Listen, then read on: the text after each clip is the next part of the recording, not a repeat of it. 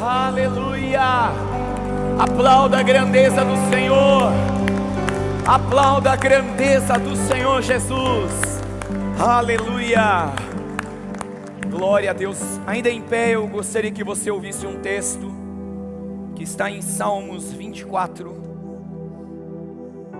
Ao Senhor pertence a terra e a sua plenitude, o mundo e os que nele habitam. Porque Ele fundou-a sobre os mares e sobre as correntes a estabeleceu. Quem subirá ao monte do Senhor? Quem há de permanecer no seu santo lugar? O que é limpo de mãos e puro de coração, que não entrega a sua alma à falsidade, nem faz juramentos com intenção de enganar, este receberá do Senhor a bênção e a justiça do Deus da sua salvação. Esta é a geração dos que buscam a face do Deus de Jacó. Levantem as suas cabeças, ó portas, levantem-se, ó portais eternos, para que entre o Rei da Glória. Quem é o Rei da Glória? O Senhor, forte e poderoso, o Senhor, poderoso nas batalhas. Levantem as suas cabeças, ó portas, levantem-se, ó portais eternos, para que entre o Rei da Glória. Quem é esse Rei da Glória? O Senhor dos exércitos.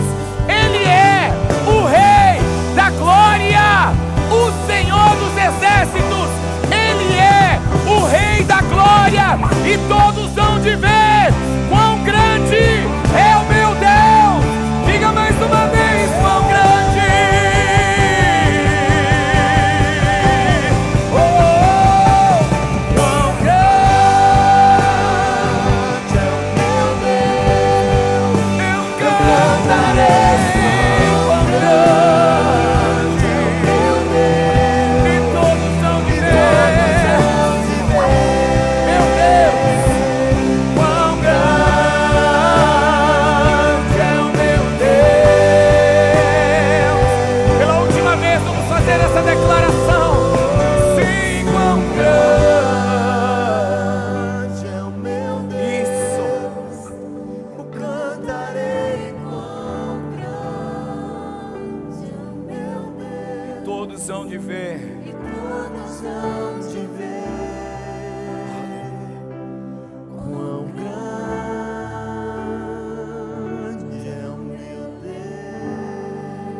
Para a pessoa do seu lado e diga assim: você verá quão grande é o meu Deus. Você ainda verá quão grande é o meu Deus. Aleluia. Glória a Deus. Glória a Deus. Nosso Deus é grande. Aleluia. Que nessa noite nós possamos ser edificados pela palavra do Senhor, pela ação do Espírito de Deus por intermédio da palavra. Que nós sejamos destravados nessa noite em algo que talvez estejamos presos. Que o Senhor renove tua esperança, renove tua fé, que Ele te encha do seu Espírito. Meu maior desejo é que nessa noite você seja cheio do Espírito Santo, cheio do Espírito Santo. Porque se nós somos cheios do Espírito Santo, não há espaço mais para nada. Nada que possa nos querer distrair, nada que possa nos tentar e querer nos desviar dos caminhos do Senhor. Se nós estamos cheios do Espírito, nós estamos guardados pelo Senhor. Então que nessa noite o Espírito Santo possa te encher. Dê lugar ao Espírito. Dê lugar ao Espírito de Deus. Hoje eu vou compartilhar uma palavra com vocês, junto com meu amigo Daniel, Mateus. Ele vai me ajudar aqui com a manteiga celestial. E nós vamos ministrar juntos em nome de Jesus. Amém? Você está preparado? Eu introduzi esse texto de Salmos 24. Um salmo tremendo. Um salmo que se divide em algumas partes para nos fazer enxergar verdades de Deus. E ele começa dizendo que do Senhor é a terra, ou ao Senhor pertence a terra e a sua plenitude. O todo da terra, tudo que existe na terra, tudo que existe em cima, nela, embaixo dela, pertence a Ele. A plenitude dela, tudo que compreende terra, é do Senhor. E existe uma categoria muito especial que existe sobre a terra, que somos nós, pessoas. E o texto diz ali no versículo 1 que o mundo e os que nele habitam pertencem ao Senhor. Glória a Deus, você fica feliz? Porque tem um Deus que é o seu dono, é o nosso dono, Ele é o Senhor de tudo. E isso é incrível porque aqui a gente começa a compreender um pouquinho mais a vontade do Senhor para a nossa vida. E a vontade do Senhor, ela está alicerçada numa declaração de Jesus. Ele disse que Ele veio para que nós tenhamos vida. Que tipo de vida? Abundante. Vida em abundância. Deus é um Deus que o alvo dele é nos levar a um lugar pleno, completo. Embora na nossa jornada a gente às vezes ande por lugares com menos do que Deus espera derramar sobre nós ou fazer na nossa vida, no Evangelho a vida com Deus sempre é de menos para mais. Então eu e você podemos ter expectativas de que Deus fará grandes coisas nesses dias, na medida que eu e você andamos. Você crê nisso? Então eu gosto muito desse texto. E ele faz algumas declarações dizendo que é ele quem fundou. Então não foi um Big Bang, não foi nada que os homens queiram dizer que aconteceu, que a Terra veio existir a partir de qualquer filosofia humana ou até demoníaca. A Bíblia diz que foi Deus que fundou ela nos mares. Leia Gênesis, você vai ver, impressionante. Como Deus levantou terra sobre água. Uma coisa impressionante. É só um Deus grande que é capaz de fazer isso. Só que ele não gasta muito tempo, o salmista aqui não gasta muito tempo falando nesse início, porque para ele está muito claro esse início, e ele faz uma pergunta: quem subirá ao monte do Senhor? Porque parece que ele identifica o desejo do coração de Deus, que todos possam se aproximar dele. Parece que o salmista, ele percebe que o anseio de Deus é que as pessoas o reconheçam. E não apenas o olhem e falam, legal Jesus, beleza, e sai fora. Não, permaneçam na presença dEle. O alvo de Deus é que você e eu, que temos um lugar no coração de Deus, possamos enxergar esse lugar, buscar esse lugar e permanecer nesse lugar. Então nessa noite, enquanto nós vamos ministrar a palavra, eu espero muito que o Espírito Santo possa te tocar e possa me tocar, enquanto nós meditamos nessa palavra. E ele dá algumas características do tipo de pessoas que podem se achegar, que podem permanecer nesse lugar. Não é qualquer tipo de pessoa, não é qualquer tipo de comportamento que é aceito diante de Deus. Existe um padrão, existe uma exigência. Só que, diga assim para mim, a exigência é acessível. Deus sempre que Ele te pede algo, Ele não vai te pedir algo que você não possa fazer. Senão Ele seria um Deus ignorante, e Ele não é ignorante. Ele é super sábio, Ele sabe todas as coisas. E a intenção é só Ele direcionar a gente no caminho. Mas Ele dá o escape, Ele dá a direção de como fazer, e todos têm acesso. E é isso que Ele fala na sua palavra. Só que de repente há uma proclamação, uma declaração nesse texto, que fala, levantem as suas cabeças, ó portas. Levantai-vos, ou levantem-se, ó portais eternos, para que entre o Rei da Glória. Minha oração é que nessa noite, o Rei da Glória entre nesse lugar, e enquanto nós conversamos a respeito dEle, Ele te complete, Ele te encha realmente do seu Espírito, e algo sobrenatural, algo que rompe ou irrompe em meio às tuas e às minhas impossibilidades, possa acontecer na nossa vida a partir de hoje. Amém? Eu gosto muito desse texto, eu não vou pregar sobre ele, mas é que nós precisamos enxergar a grandeza do nosso Deus. E que bom que nós cantamos essa música antes desse texto. né? Porque ele é tremendo. Eu quero ler mais um versículo, na verdade 2 versículos, para dar a você o título da mensagem de hoje. Um texto que o pastor Djalma leu hoje de manhã, muito especial, mas eu vou acrescentar um versículo, Números capítulo 23, versículo 19. Esse texto aqui fala de uma experiência de um profeta de Deus, um homem de Deus, que estava sendo pago por um cara que queria destruir o povo de Deus. E chega num momento em que ele faz, esse profeta, né, esse Balaão aqui, ele libera uma palavra, e essa palavra aqui, versículo 19, diz: Deus não é homem para que minta. Ainda bem, não é? Graças a Deus. Nem filho do homem para que mude de ideia. O mude de ideia aqui é porque, não era bem isso, eu não sabia direito o que eu queria fazer. Ele sabe o que ele quer fazer. Será que tendo ele prometido não o fará? Note a palavra prometido, promessa. Ou tendo falado não o cumprirá? Se Deus fala, Ele não vai fazer? Ele é Deus. Versículo 20. Eis que recebi ordem para quê? Eis que recebi ordem para abençoar. Vira para a pessoa do seu lado assim: eu recebi uma ordem. E essa ordem veio do Senhor.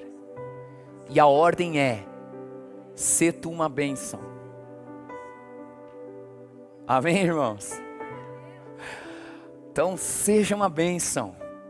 Chamados para sermos uma bênção. Você e eu fomos chamados para abençoar. Só que a bênção com a qual nós vamos abençoar é repetir o que Ele disse. Não é qualquer bênção. Não é a bênção alicerçada na vontade humana, nem do jeito humano. Mas é do jeito que Deus está mandando abençoar. E aqui nós vamos ter nessa noite um choque cultural.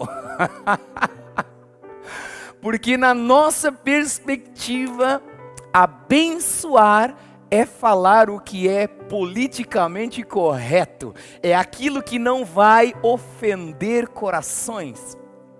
Abençoar, na nossa ótica, é dizer apenas aquilo que vai amaciar o ego e agradar os corações. E nem sempre a palavra de Deus, ela vem com esse teor, esse estereótipo. Muitas vezes, quando a palavra de Deus vem, ela vem pesada. E você faz: ai. Um pai, uma mãe que amam extremamente os seus filhos, nem sempre falam: cuide, bebezinho, neném, meu colhadão. Se você... Ai, pai. Os mais sanguíneos, um pouco mais intensos. De outros temperamentos, um pouquinho mais relax. Mas sendo duros muitas vezes em suas palavras. Mas o que está por trás não é morte e destruição, é amor. Então não esqueça o que a gente está colocando nessa introdução. O texto diz: eis que recebi a ordem para abençoar. Ele abençoou. Não posso revogar, não posso voltar atrás. Se Deus determinou bênção, como que eu vou revogar a bênção de Deus? Não, eu tenho que declarar a bênção de Deus, mas da maneira certa, no momento certo. E eu quero conversar com você, espero que eu seja bem objetivo. É meio difícil, né? Mas eu quero, mais do que ser objetivo, é ser claro com você. E a minha oração é que, se eu me atrapalhar aqui, o Espírito Santo desatrapalhe tudo aí no seu coração, e você diga: entendi, Jesus, e vou para cima. Amém? Porque não basta sermos ouvintes da palavra, temos que ser praticantes. A ideia é sairmos daqui munidos de palavra, de orientação da parte de Deus, para vivermos a nossa vida. E eu espero que essa palavra hoje possa produzir isso no seu coração. Bom, 2 momentos na palavra de Deus que eu quero contrastar nessa noite. Um no Antigo Testamento e um no Novo Testamento. E são dois personagens, na verdade, que são encontrados pela palavra do Senhor.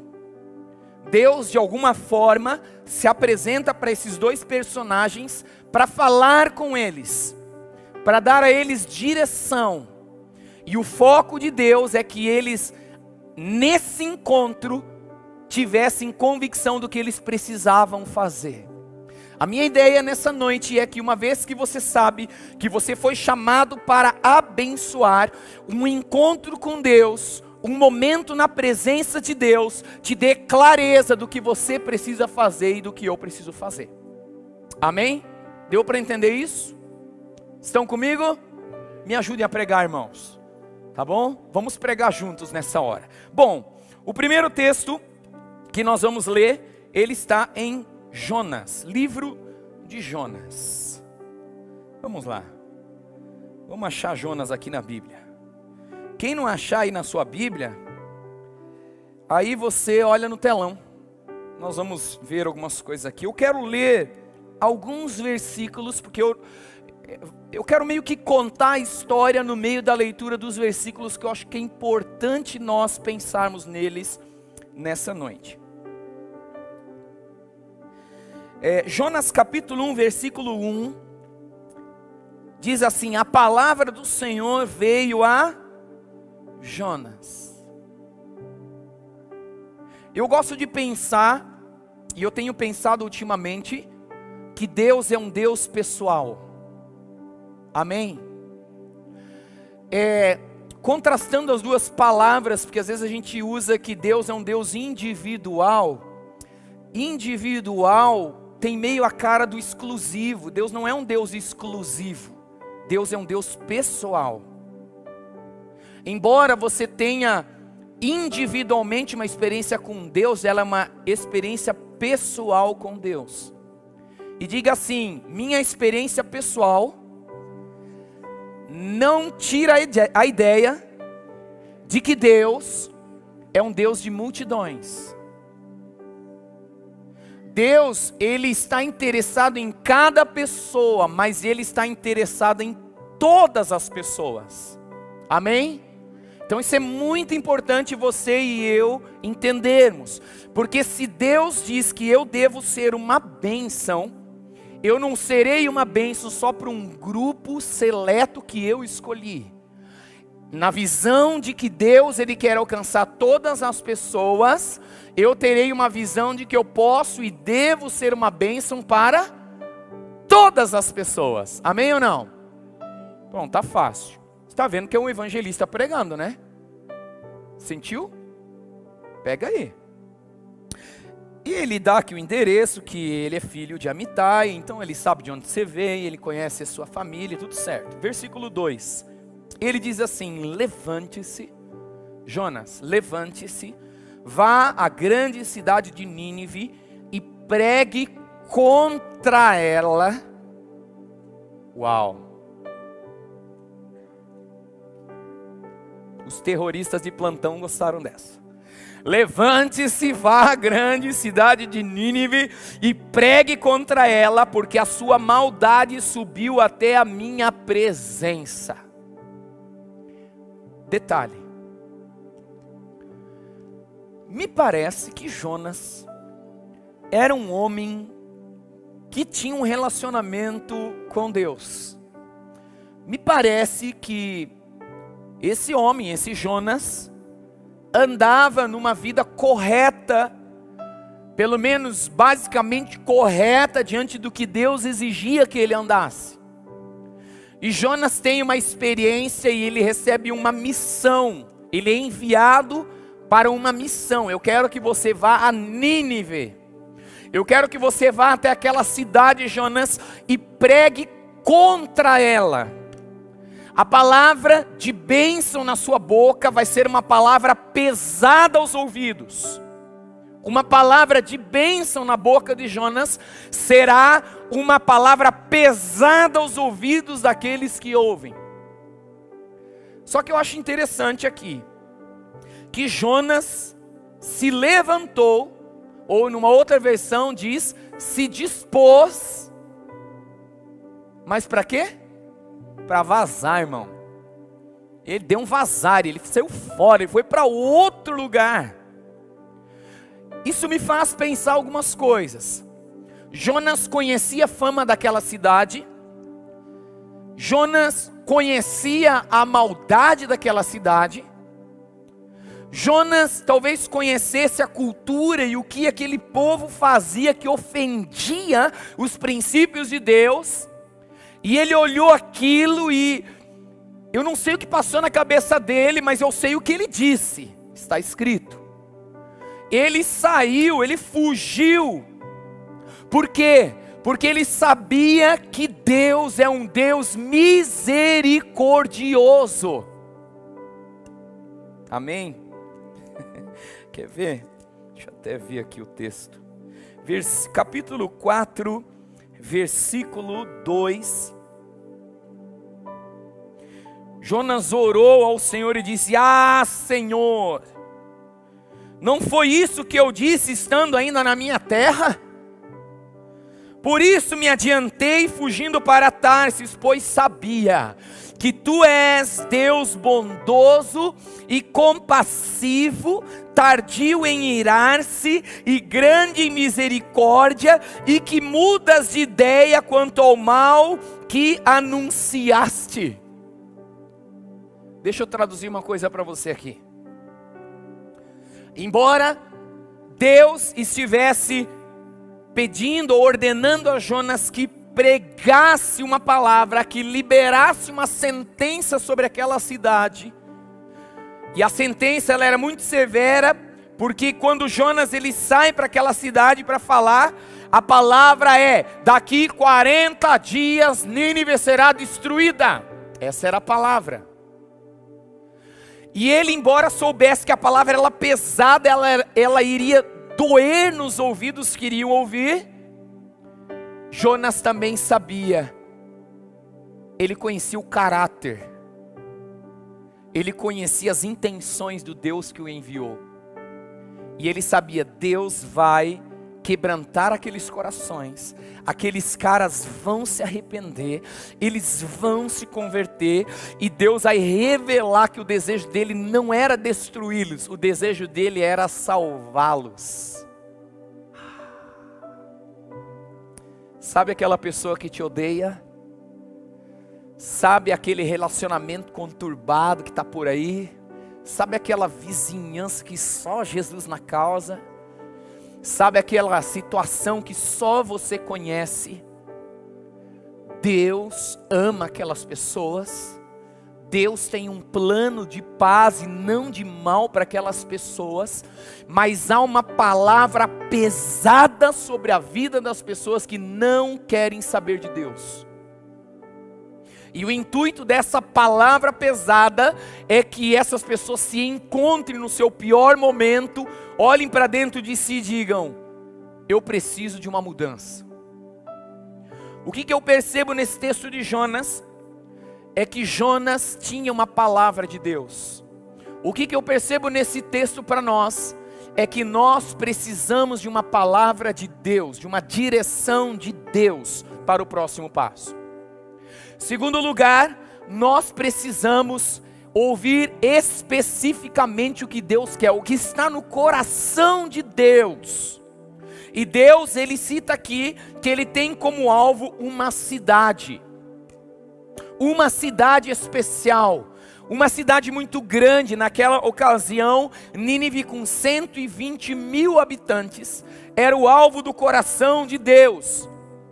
E Deus, ele na sua onisciência e nas próprias leis que ele estabeleceu, ele sabe que se aquela cidade continuasse com aquelas práticas, ela seria destruída.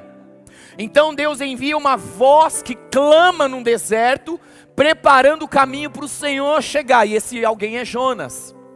Mas da mesma forma, você e eu estamos onde? Em uma cidade chamada São Paulo. Alguns moram aqui próximo de São Paulo, e o Senhor quer que você e eu enxerguemos o coração de Deus, que é compassível, tardio em irar-se, um Deus cheio de misericórdia, mas que está cansado da maldade que há na nossa cidade.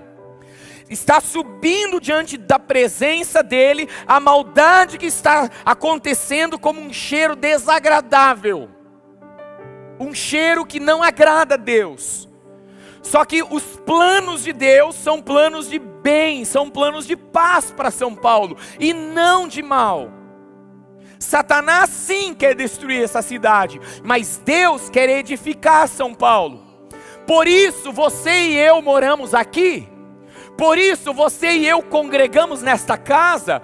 Por isso você e eu temos uma chamada de Deus: abre a tua boca e eu a encherei. Queridos, nós temos uma chamada para abrirmos a nossa boca, para falarmos alguma coisa para essa geração. Você tem uma linguagem, você tem um jeito de falar que pode alcançar corações que outros não podem. Deus hoje não levantou um Jonas, Deus levantou uma igreja, um povo, e nós somos parte desse povo. Cada um de nós somos parte de um grande exército de Deus, que está nesses dias proclamando, e tem algumas pessoas do seu convívio, da sua vida, que precisarão ouvir uma palavra dura de Deus, mas que por trás está carregada de amor. Porque a dureza da palavra não é para julgar e condenar. A dureza da palavra é para que os olhos sejam abertos, os corações sejam abertos, escamas caiam, e essas pessoas digam: eu preciso do Senhor.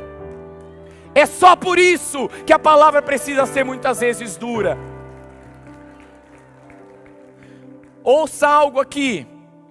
Existe uma outra tradução que o versículo ele fala de uma forma diferente, mas nós vamos ver aqui o versículo 9.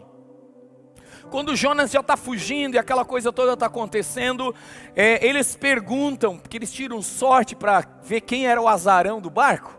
Tinha uma tempestade, tem que ter um azarão nesse barco. Era Jonas. E eles perguntam: Jonas, quem é você? Ele diz assim: eu sou hebreu, e temo o Senhor, o Deus do céu, que fez o mar e a terra.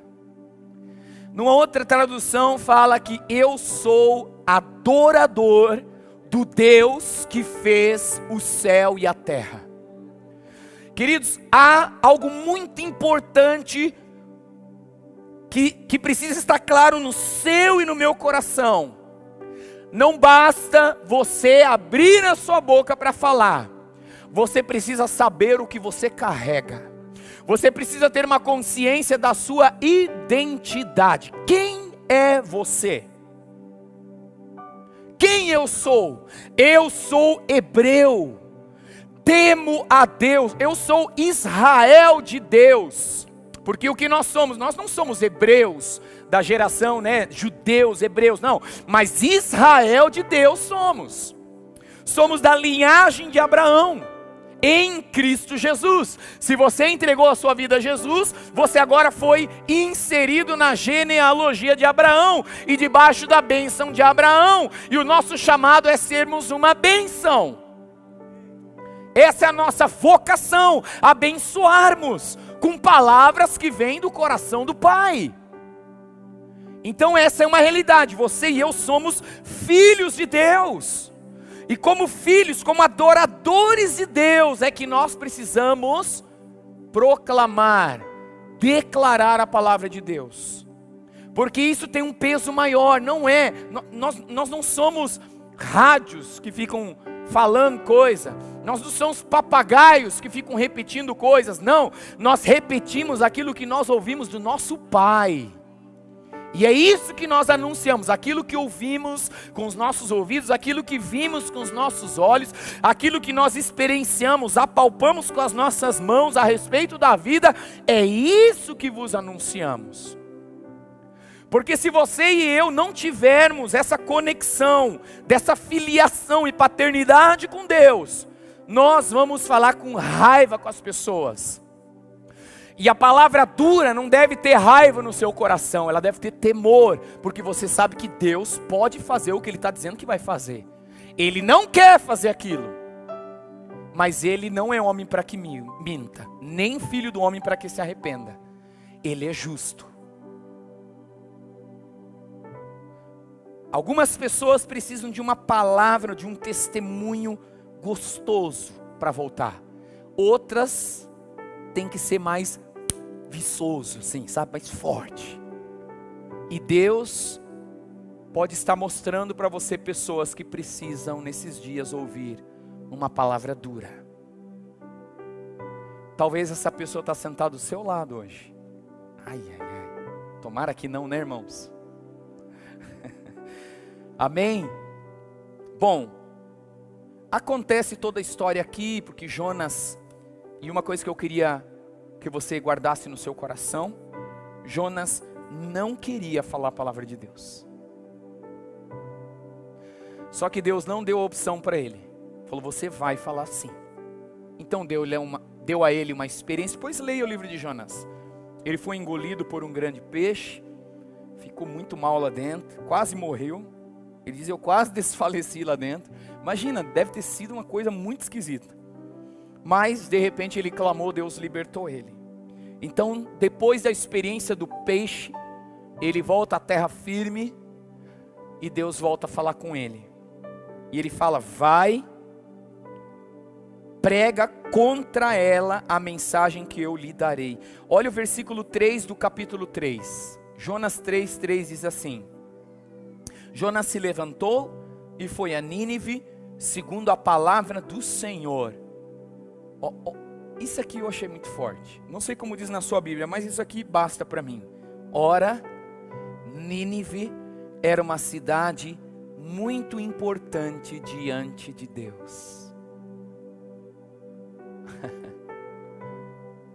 Nínive era uma cidade muito importante diante de Deus. Sabe como Deus vê a nossa cidade? Uma cidade muito importante diante dele. Há muito povo nessa cidade. E eles estão esperando a manifestação dos filhos de Deus. O texto diz que ele, por 40 dias ele anuncia, ou melhor, ele levaria 3 dias para percorrer a cidade, diz o texto, pelo menos 3 dias aí. Então ele pregava dizendo, ainda 40 dias e Nínive será destruída. Versículo 5, os ninivitas, capítulo 3, versículo 5, os ninivitas creram em Deus. Você ouviu isso? Os ninivitas creram em Deus. Os ninivitas creram em Deus. Sabe o que eles fizeram? Proclamaram um jejum. Se vestiram de roupa feita de pano de saco, desde o maior até o menor. Desde o mais importante ao menos importante, desde o mais velho até o mais novo.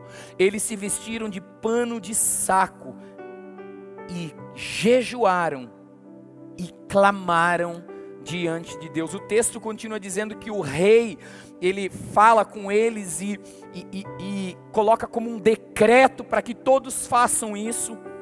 E no versículo 8 diz assim: então clamaram fortemente a Deus.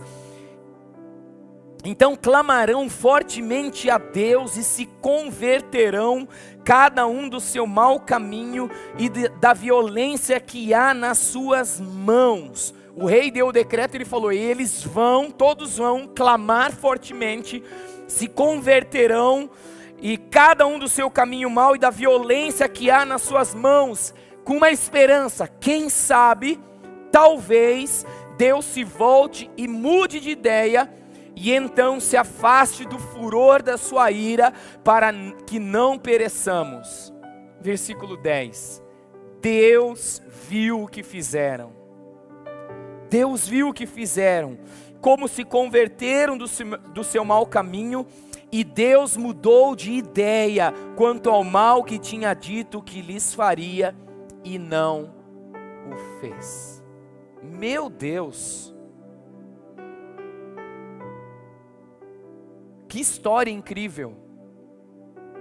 Da graça de Deus se manifestando numa cidade por meio de um homem que não queria falar, uma mensagem que ninguém queria ouvir, mas num mover do Espírito que estava preparado para aquele tempo, que gerou arrependimento, conversão, e Deus olhou e falou: yes, até que enfim eles vão se voltar a mim. Quem subirá ao monte do Senhor?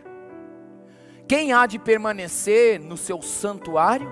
Aquele que é limpo de mãos e puro de coração, que não se entrega às coisas dessa vida, esse sim alcançará, conforme nós lemos aqui no Salmo 24. Eu quero terminar esse exemplo aqui te falando só mais uma coisa bem interessante. Depois que acontece o que Jonas sabia que ia acontecer, ele fica triste, bravo, chateado, entra em depressão profunda e pede a morte. Sabia? Porque ele queria que aquele povo morresse. E aí quem está morrendo é ele, de raiva, porque Deus é bom, porque Ele é compassivo, porque Ele é tardio em irar-se, porque Ele é grande em misericórdia. Ele muda de ideia quanto ao mal que Ele anuncia, e ele fica bravo com Deus. Só que eu quero trazer algo ao seu e ao meu coração, ao seu e ao meu coração. A palavra que Deus diz para Jonas, ele faz Jonas pensar, ele tira Jonas da razão que ele tinha, né, de que aquele povo merecia ser destruído, e merecia mesmo por causa das suas ações más. E Deus fala uma coisa para ele que me chamou muito a atenção, versículo 10, capítulo 4, versículo 10. E o Senhor disse: você tem compaixão da planta que não lhe custou nenhum trabalho. Jonas foi dormir, Deus fez nascer uma plantinha, cobriu ele, de repente veio o sol, queimou a planta e ele ficou bravo. Aí Deus fala assim: você tem dó da planta, você é do Greenpeace, você é defensor dos animaizinhos, você luta pela causa dos cãezinhos, gatinhos que são abandonados nas ruas, mas você não fez eles crescer, você não fez nada. Ele fala isso para ele. Numa noite ela nasceu, essa planta, e na noite seguinte desapareceu, e você se importa com a planta, e você não acha que eu deveria ter muita compaixão da grande cidade de Nínive? Ou seja, você acha que é importante a plantinha, você acha que é importante o cachorrinho, e eles têm valor diante de Deus, e não acha que as pessoas têm mais valor do que uma plantinha e do que um cachorrinho? Você chama, com todo respeito, irmãos, deixa eu pegar um pouquinho forte aqui, filhinho, vem com o papai, com a mamãe, lindinho, é muito lindinho, mas irmãos, nós fomos chamados para sermos pai de multidões, de pessoas, de termos compaixão de pessoas. Termos nossos pets é top das galáxias, nós temos lá em casa também. Ter umas plantinhas, nós amamos plantinhas, achamos lindo, é muito legal regar, ver crescer, dar fruto, é show de bola. Mas essas coisas menores não têm o valor de uma alma. Jesus, Ele morreu principalmente, sim, Ele quer restaurar todas as coisas, mas Ele morreu para que pessoas tivessem vida eterna. É a partir das pessoas têm mais valor para Deus do que coisas e do que bichinhos. Entenda o que eu estou falando. Nós brigamos por política, nós nos afastamos de relacionamento por causa dessa besteira de ideologias políticas. Irmão, política não tem como fugir, faz parte. Mas antes de pensarmos em política, nós precisamos pensar em reino de Deus, justiça de Deus, que é muito maior do que política. Então a gente precisa prestar atenção em algumas coisas. E Deus no final chama a atenção de Jonas, fala assim: presta atenção, rapaz. As pessoas tem valor para mim. Quer ver só uma outra história para você saber como pessoas têm valor para Deus? Vai lá. João, duvido que alguém acerte, capítulo perto, 4. Muito bom. Quem dá mais? Deixa Nicodemos para lá. Vamos aqui, a mulher samaritana. Olha como pessoas têm valor para Deus.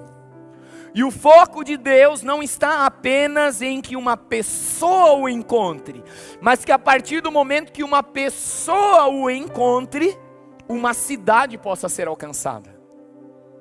Amém? Eu não vou me delongar aqui porque a hora é uma coisa impressionante esse relógio. Eu acho que eles colocaram pilhas alcalinas. E o relógio vai muito rápido, irmãos. Olha só esse texto. Capítulo 4, versículo 4 diz assim que era-lhe necessário passar pela região da Samaria.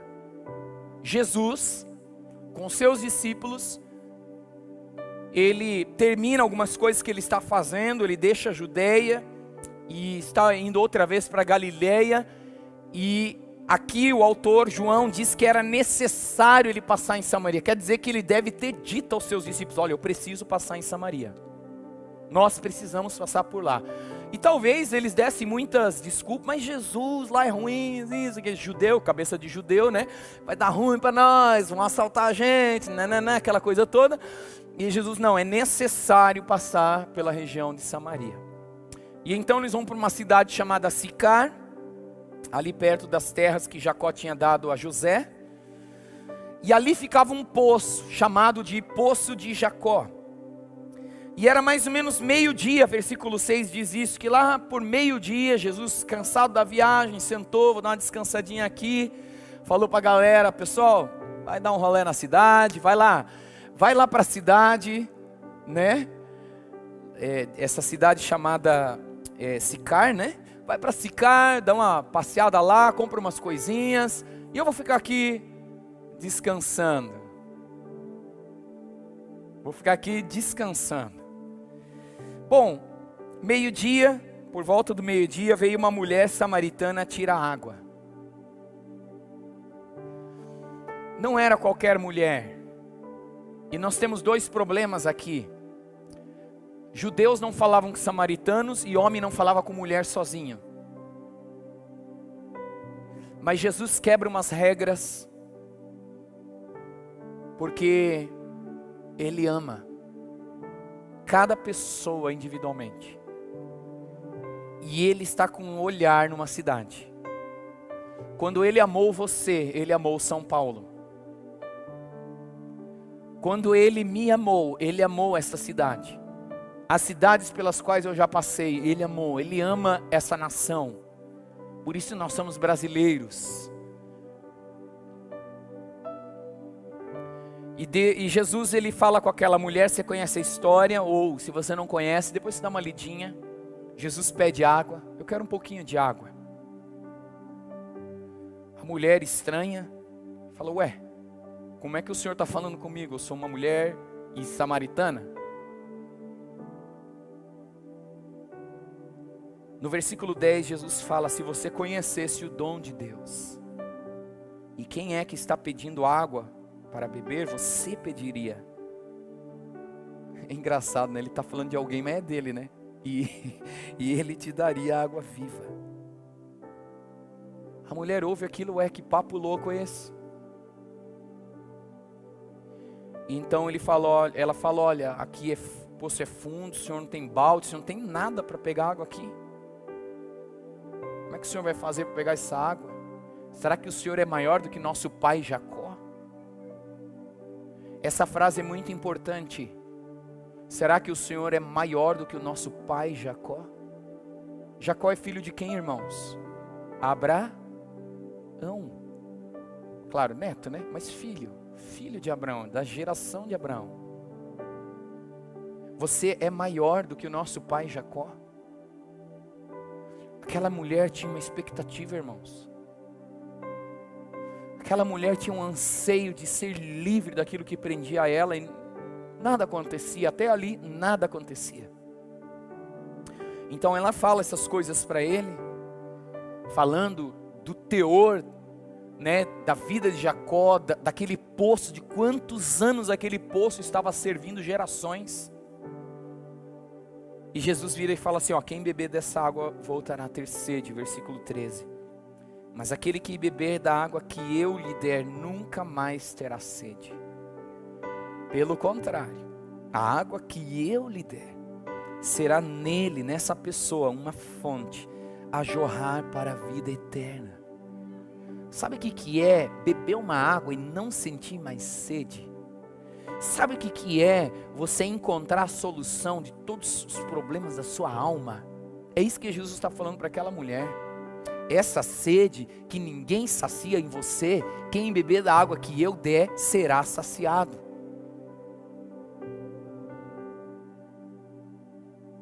Aí ela vira e fala, eu quero essa água aí. Eu quero essa água, me dá dessa água. O que Jesus fala para ela? Então vamos resolver um problema aqui. Chama o seu marido. Porque eu sou judeu, sou homem, não posso falar com você sozinho. Eu não tenho marido.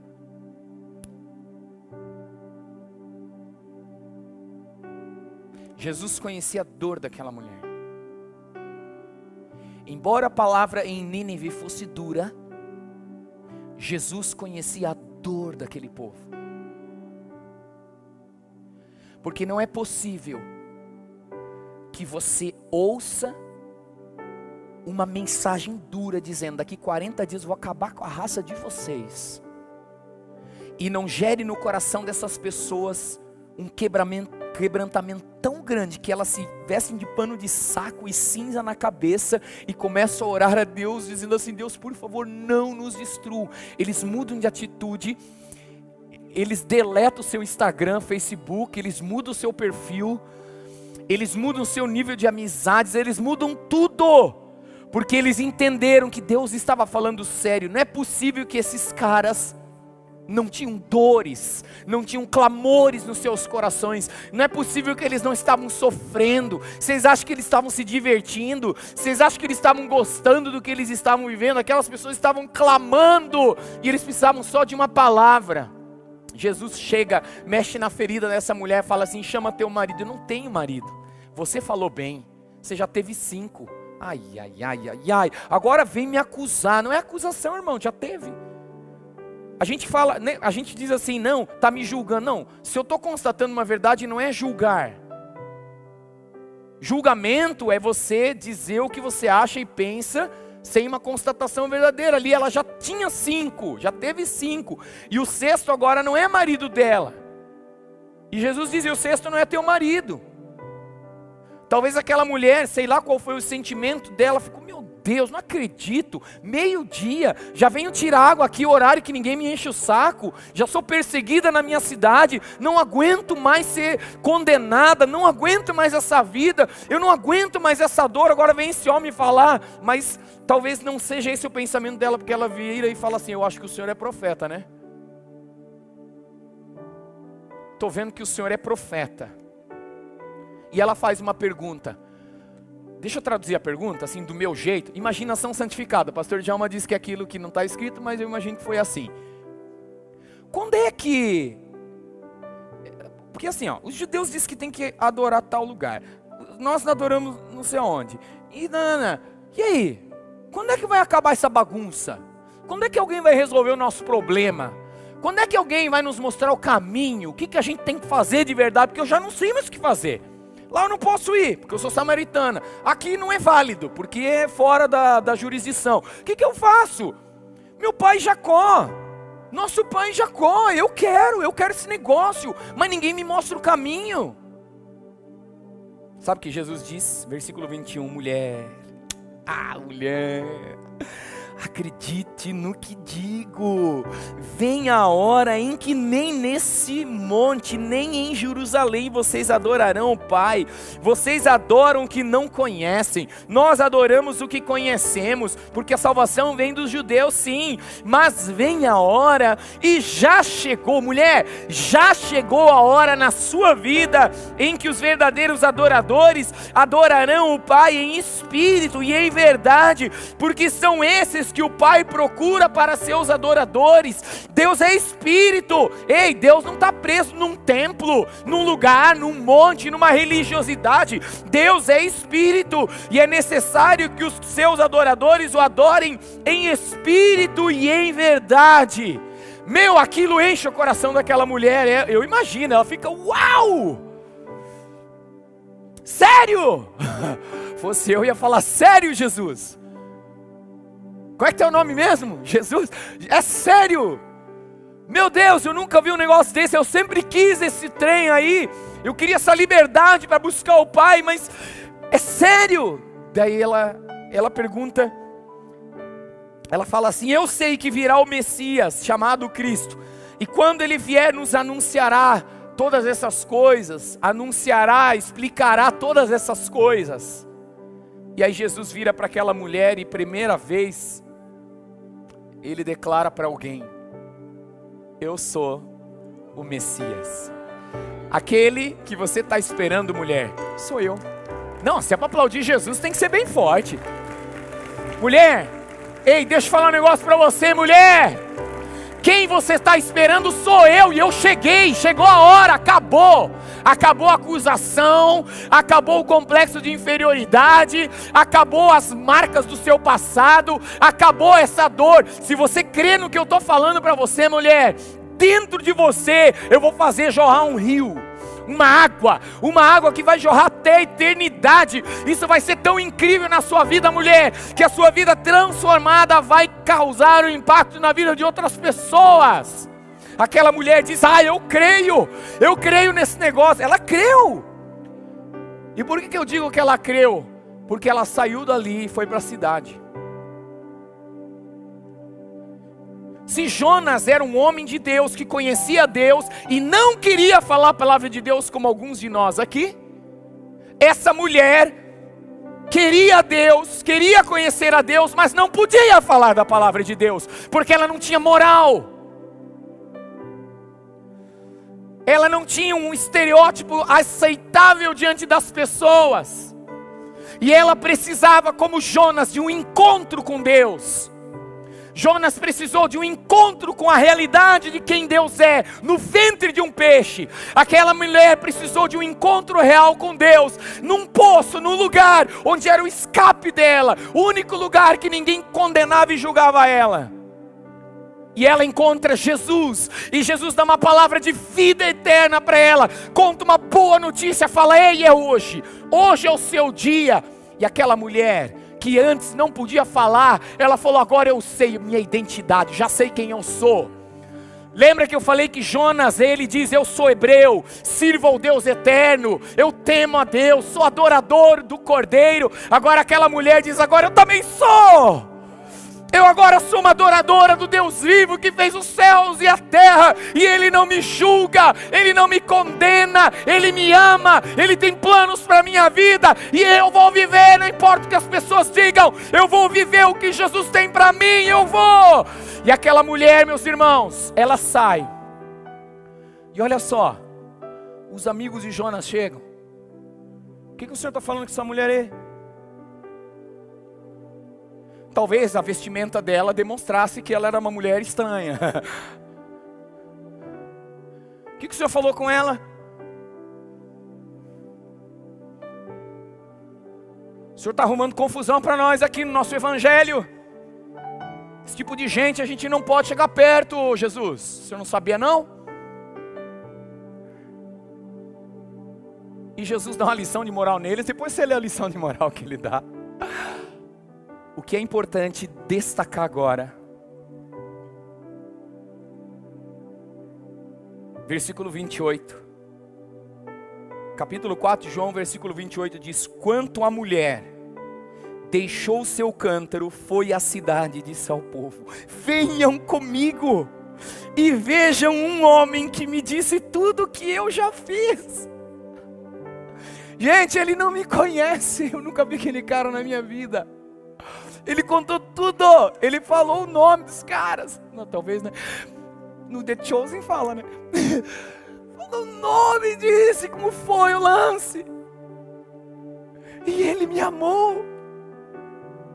E ele disse, e ela contou, foi falando para eles. Não seria ele por acaso o Cristo? Ele tinha falado que era. Mas ela estava dizendo assim: e aí, que tal nós irmos lá comprovar que talvez será que por um acaso ele não é o Cristo? Então saíram da cidade e foram até onde Jesus estava. Aquelas pessoas, aquela multidão, não sabemos quantas pessoas, elas saem junto com aquela mulher e vão até onde Jesus estava. Versículo 39 diz: muitos samaritanos daquela cidade creram em Jesus por causa do testemunho da mulher que tinha dito: ele me disse tudo o que eu já fiz.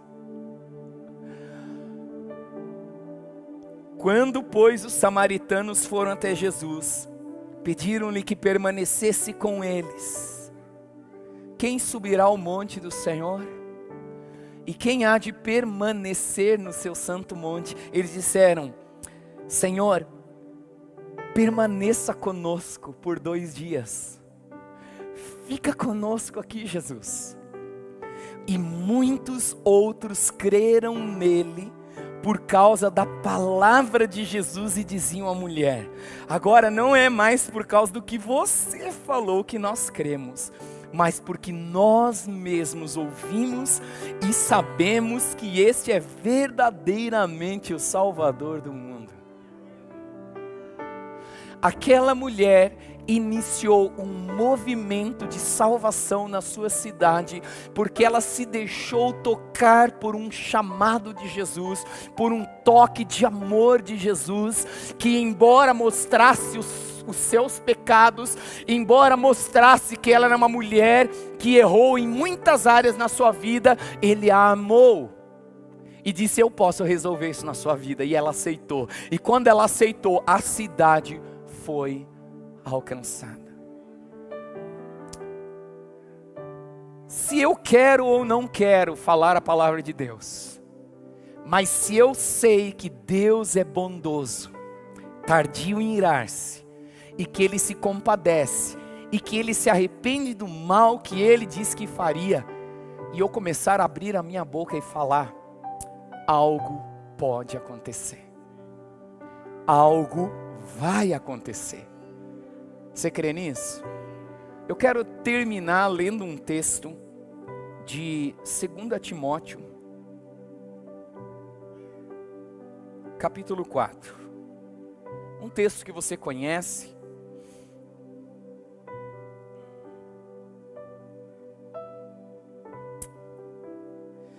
Segunda Timóteo capítulo 4, versículo 1 em diante diz assim: diante de Deus, ouça essa palavra, meu irmão, minha irmã também. Diante de Deus e de Cristo Jesus, que há de julgar vivos e mortos, pela sua manifestação e pelo seu reino, peço a você com insistência, Timóteo, peço a você, mulher samaritana, peço a você, Jonas, peço a você, Johnny, peço a você, Verdade e Vida, peço a você, igreja do Senhor Jesus espalhado pela terra,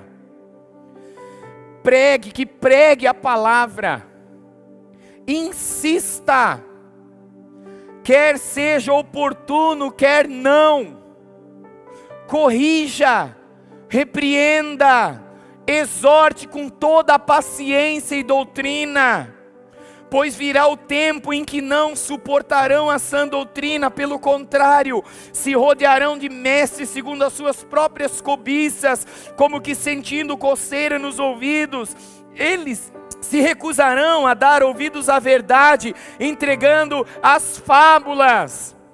Olha o contexto, mas ele volta a dizer, mas você, Johnny, seja sóbrio em todas as coisas.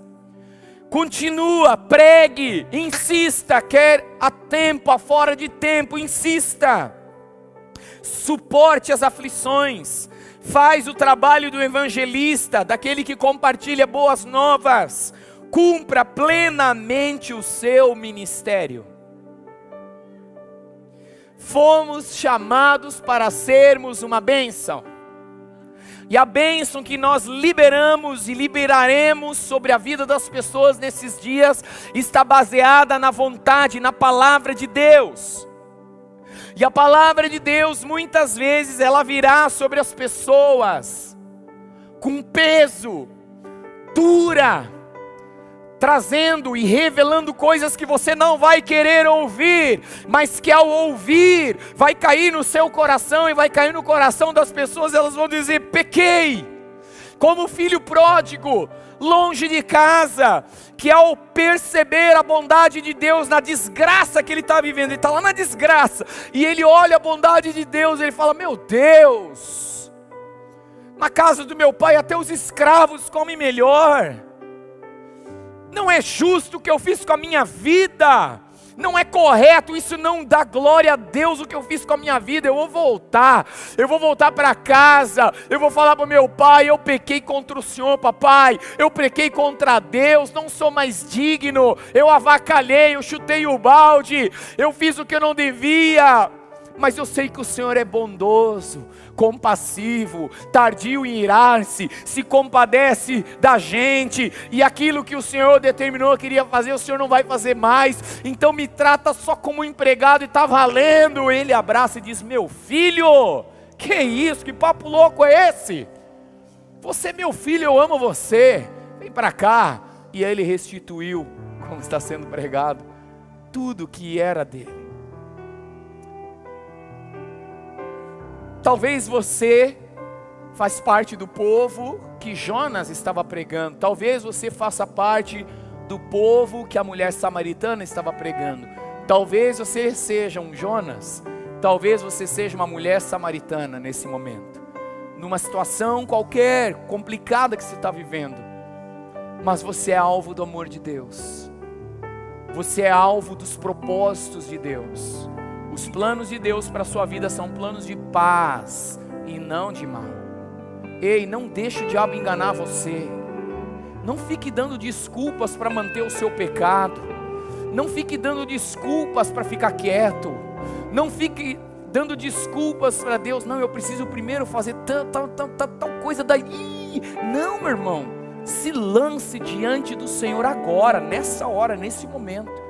E permita que Ele complete uma obra na sua vida. Amém? Você recebe essa palavra? Nós somos chamados para ser uma bênção. Fique em pé por um instante. Eu quero orar, nós queremos cantar uma canção também. E eu quero orar por você daqui a pouco.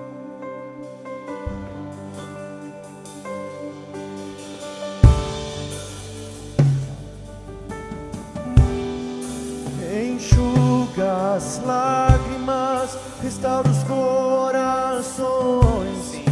Tu és a resposta. Uau. Jesus, enxuga as lágrimas, restaura os corações. Tu és a resposta.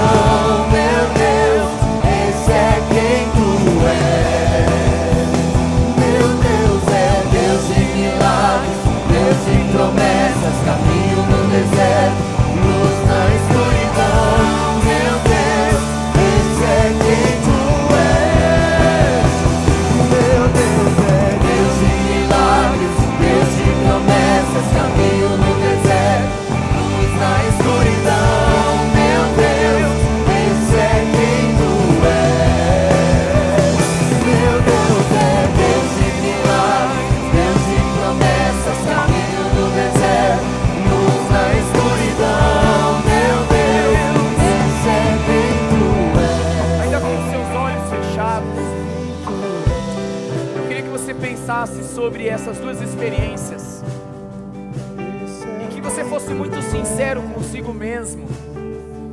E de repente é hora de você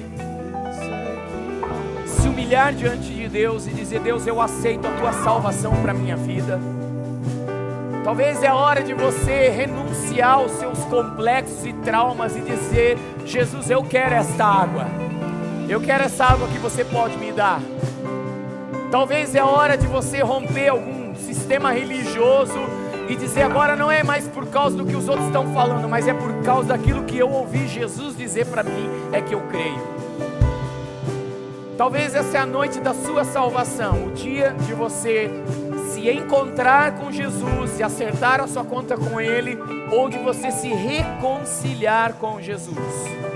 E a minha pergunta é: alguém aqui quer publicamente confessar? Eu não vou pedir para você vir aqui na frente, nem podemos fazer isso agora.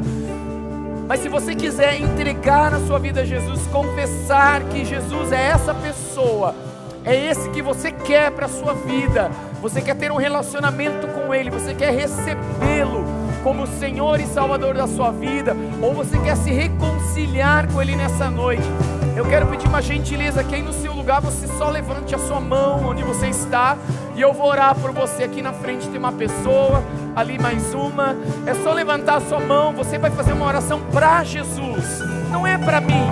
Eu não preciso da sua mão levantada, mais ali, mais outra aqui. Eu não preciso, mas você precisa levantar a sua mão para Jesus. Isso, levante sua mão para Jesus. É você quem precisa fazer isso. Como quem diz assim: Jesus, eu quero você, Jesus. Eu quero me reconciliar contigo. Eu quero te conhecer de verdade, Jesus. Aí onde você está, você que já levantou sua mão, pode abaixar. Se tem mais alguém, levante aí onde você está a sua mão e eu quero orar com você. Ah, mais alguém? Ali eu vejo mais mãos levantadas.